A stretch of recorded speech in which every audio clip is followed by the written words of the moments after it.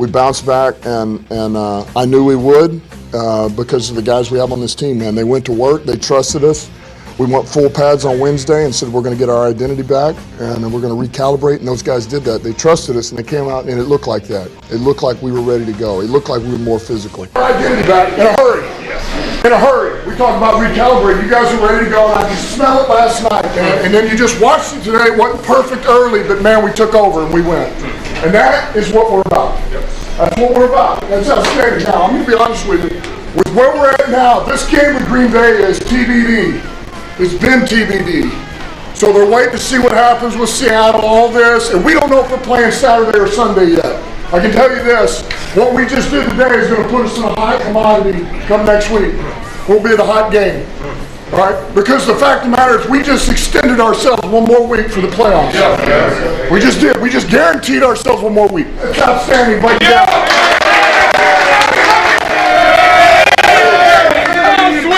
That's how that's supposed to feel, man. All 3 phases for all 4 quarters. We ain't done yet.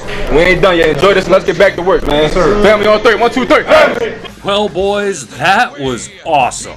When we needed to respond to a tough loss in Week 16 versus the Carolina Panthers, the Lions had to, number 1, win to keep our playoff hopes alive, and number 2, come out and silence the SOL crowd. With the weight of the fandom resting solely on the shoulders of MCDC and the boys, would the team fold in the end like teams of old? Or would we be able to right the ship on this playoff push versus a hated, beaten down divisional rival? Turns out, fellas, the answer was neither. We didn't just right the ship against the Bears, you guys. We didn't just come out and beat the Chicago Bears.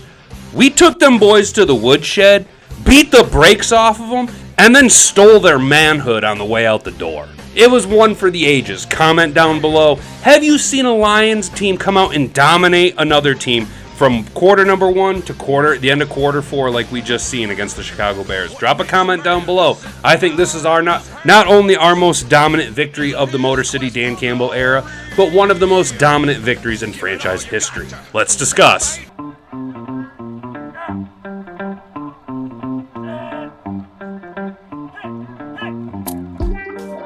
welcome to Detroit.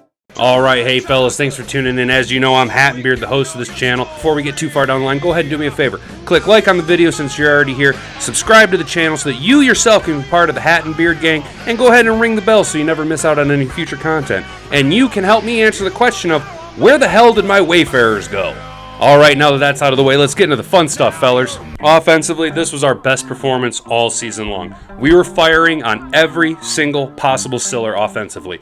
DeAndre Swift has got his swagger back and is rushing the ball like he did weeks 1 and 2 when he was unabated and not on a pitch count. He's clearly healthy and running angry again. Jay Willie came out and ran angry, ran like he did of Jay Willie of old. The last few weeks, Jay Willie has seemed to be not so much just bottled up, but not running with that edge that he once had. I think the loss in Carolina sparked a fire inside our running back room because both DeAndre Swift and Jamal Williams were running incredibly angry. It was very effective for us, and essentially, if we had to take the ball out of Jared Goff's hands.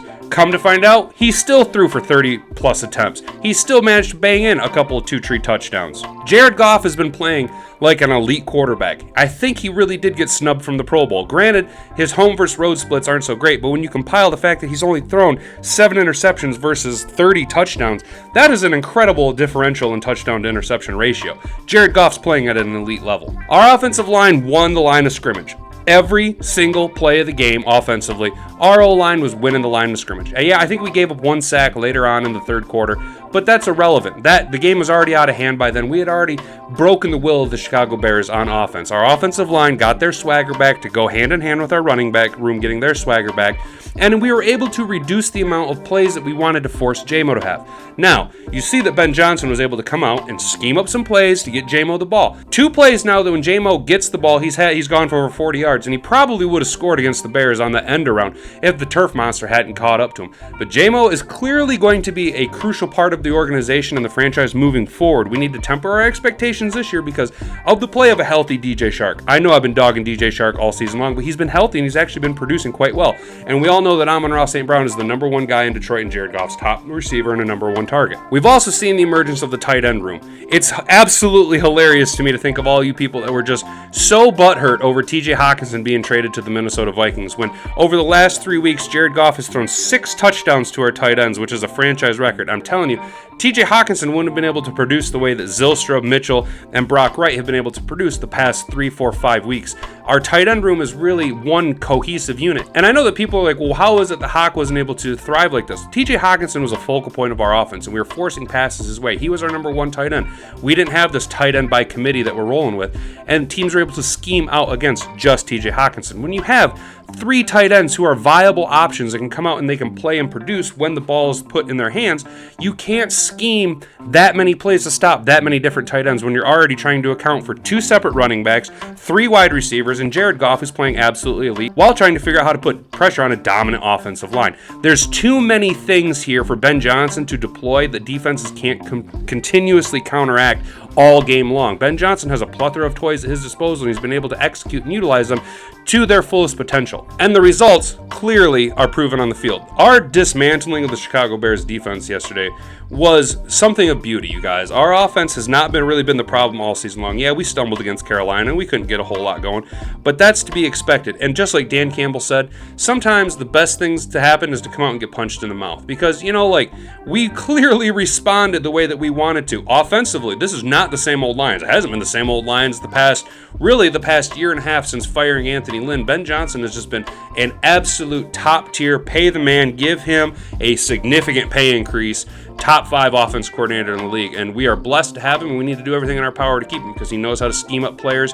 Regardless of their talent level, he's able to put offensive players in positions to succeed, and we are reaping the rewards of that style of offense. Defensively, yep, it was a real first couple of series when Justin Fields was able to go for over 100 yards on like 4 carries, and I thought after the first series it was going to be a real long day, guys.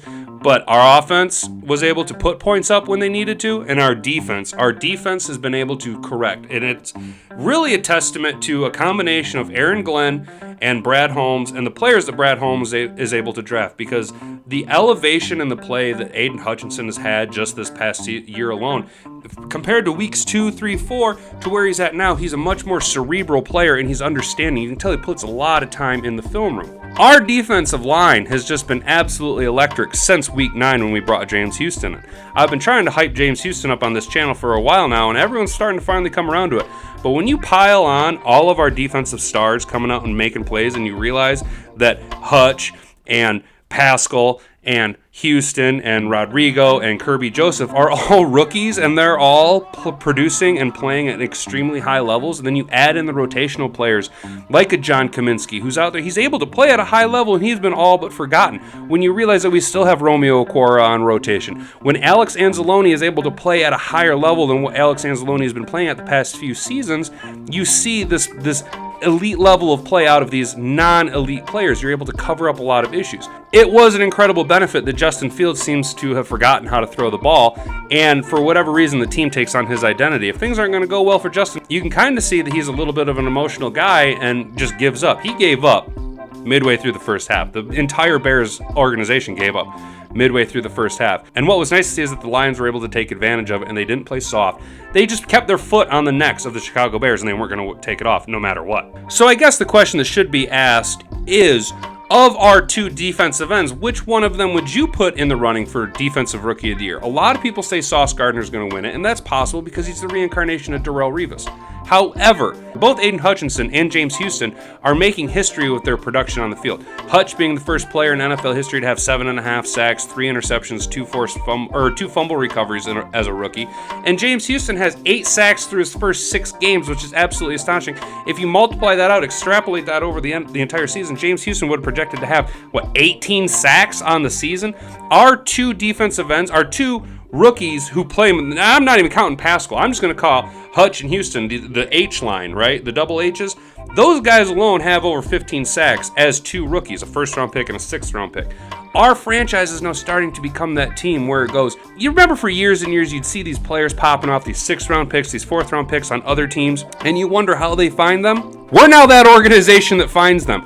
Brad Holmes has pulled absolute studs from almost every single draft. Yeah, there's a couple of washouts. But when you have all of these weapons to deploy, all of these various packages that they like to run and move around and stuff, Aaron Glenn, again, is falling into the same problem that Ben Johnson has in that there are so many toys at his disposal that he can really just maximize the players' potential by putting them into positions to succeed. You can tell that our coaching staff has these guys completely honed in, zeroed in on exactly what to do, and that's a testament to Brad Holmes and the players that he's able to go out and draft rounds 1 through 7. Brad Holmes, the future is very, very, very bright for us when you look at the rookies that we have this year, the rookies that he drafted last year, and the draft capital that he has moving forward. This team is set up to just explode into the NFL for the next 5, 6, 7 years with just the cast of players we already have in-house thanks to Brad Holmes. Then you start to add in more free agents that want to come and play in a winning organization. They want to play for Dan Campbell because the culture is entirely different here. You add in more draft picks, potentially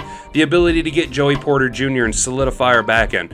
Look, guys, we're going to talk about it. We're not going to get too down on it this week because we were able to shut down the Bears' passing attack by making Justin Fields beat us with his arm, just like I said we were going to have to do. Our secondary, we'll talk about this all offseason long, our secondary is bad. Our secondary needs to be almost entirely revamped. We have some good safety play out of Kirby Joseph, and we know that Tracy Walker, unless he completely falls off because of this injury, we know what Tracy Walker is and what we have with him. Jerry Jacobs is serviceable. You know, he could be a good slot corner, but we need to bring in more defensive backs to really bolster the back end of our defense. But let's not talk too much about the draft right now, guys. Let's enjoy the absolute dismantling of the Chicago Bears that we had on all aspects of the game. Special teams, offense, defensively. The crowd was into it, the coaching, everything. Everything about this game, top down, was exactly what we needed to do, and it is a huge indicator of where our franchise is in the rebuild situation because, you know, this game could have gone one of two ways. We could have been the SOL Lions and come out and fallen flat on our face and just given up the past 2 weeks and limped our way into the regular season and, well, we have a lot to build on and a lot of bright spots, or we could have came out and been pissed off about what happened in Carolina and absolutely take out our frustrations on the Bears, and that's exactly what they did. They came out and they beat the brakes off the Bears. They took their manhood. They broke their will to play football. They made it not fun for them. They're hoping to run the clock out so they could just pack it all in and get back to Chicago and call this season a wash because the Bears are broken down. The Bears are exactly where we were 2-3 years ago. They have the potential to build back, but I don't care right now. I'm too high on the Lions. I'm too high on the fact, guys, that we were able to come out and seize control of our destiny again. Yes, it's weird that we're going to have to root for Baker Mayfield and the Rams to beat the Seattle Seabags so that we can get into the playoffs with a win at Green Bay.